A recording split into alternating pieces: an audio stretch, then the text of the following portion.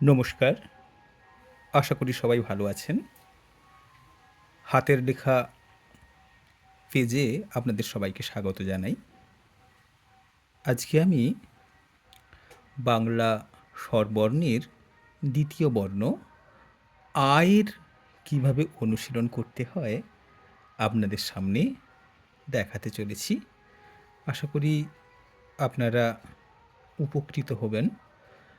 আগের একটি ভিডিও ছেড়েছি বাংলা স্বরবর্ণ অনুশীলন, সেখানে আ থেকে ও পর্যন্ত প্রত্যেকটি বর্ণ লিখে দেখিয়েছি।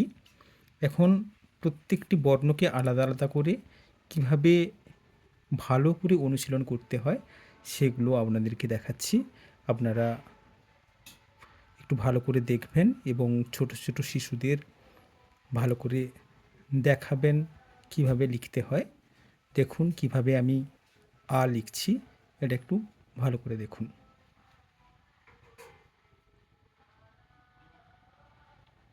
প্রথমে আ লেখার জন্য একটা মাত্রা দিলেন। মাত্রার মাঝখান থেকে শূন্য দিয়ে সুন্দর করে ঘুরিয়ে গোল করে উপর পর্যন্ত তুললেন। তারপর ঝালা দিয়ে দিলেন। ঝালা দিয়ে অয়ের মতো হয়ে গেল। এবার আ লেখার জন্য কি করতে হবে? আমাদের আকার দিতে হবে। আকারটা ঠিক এইভাবে দিতে হয়।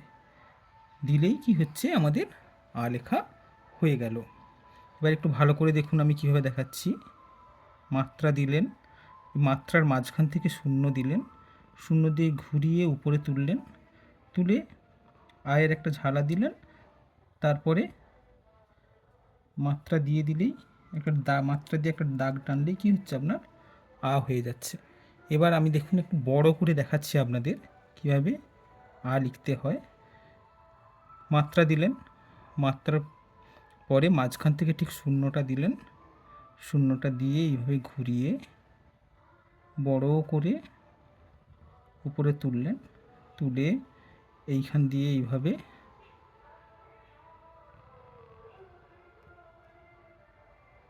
ঠিক এইভাবে করে লিখলেই দেখবেন আপনার আটা লেখা কমপ্লিট হয়ে গেছে। এবার দেখবেন আপনারা ছোটোদেরকে কিভাবে দেখাবেন যে কিভাবে আটা লিখতে হচ্ছে। তার আগে কি করবেন, এইভাবে একটা ডট ডট ডট দিয়ে আয়ের একটা আপনারা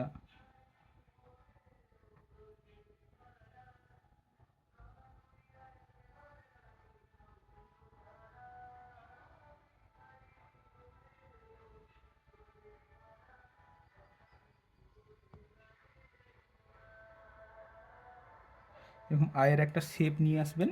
শেপ নিয়ে ওইখানেই থেকেই ছোটোদেরকে বলবেন এইভাবে দেখুন আমি শেপটা করেছি কীভাবে। এবার এইখান থেকেই ছোটোদেরকে শুরু করতে বলবেন। এইখান থেকে এই ডট ডট ডটগুলোতে সুন্দর করে পেন্সিল দিয়ে এইভাবে অভ্যাস করতে করতেই ওরা ঠিকঠাকভাবেই লিখতে পারবে। এইভাবে পেন্সিল দিয়ে ওদেরকে লিখতে বলবেন, দেখবেন ওরা অনেকটাই ভালোভাবে পারবে এবং খুব সহজেই তাড়াতাড়ি আ কীভাবে লিখতে হয় ওরা বুঝতে পারবে। ধন্যবাদ। আজ এইটুকু। পরবর্তী দিনে আবার অন্য ভিডিও নিয়ে আসবো।